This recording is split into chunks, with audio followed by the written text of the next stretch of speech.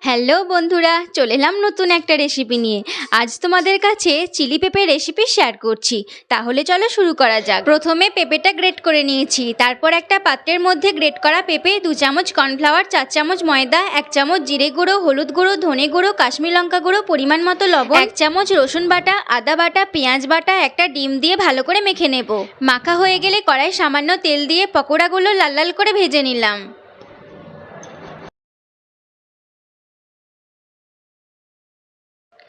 এবার কড়াই সামান্য তেল দিয়ে কুচিয়ে রাখা রসুন, আদা, কাঁচা লঙ্কা, স্লাইস করে কেটে রাখা পেঁয়াজ, ক্যাপসিকাম দিয়ে ভেজে নেব। এইদিকে একটা পাত্রের মধ্যে 1 চামচ tomato sauce, chilli sauce, soya sauce গুলে নিলাম। তারপর 1 বাটি জলের মধ্যে 1 চামচ কর্নফ্লাওয়ার দিয়ে গুলে নেব। এবার পেঁয়াজ ক্যাপসিকাম ভাজা হয়ে গেলে সসের মিশ্রণ, ভেজে রাখা পাকোড়া, কর্নফ্লাওয়ার গোলা, জল, পরিমাণ মতো লবণ, 1 চামচ চিনি দিয়ে ভালো করে মিশিয়ে নেব। ব্যাস, খুব সহজেই তৈরি হয়ে গেল দুর্দান্ত স্বাদের চিলি পেঁপে। এবার বাড়িতে পেঁপে থাকলে চিন্তা না করে ঝট করে বানিয়ে ফেলো চিলি পেঁপে।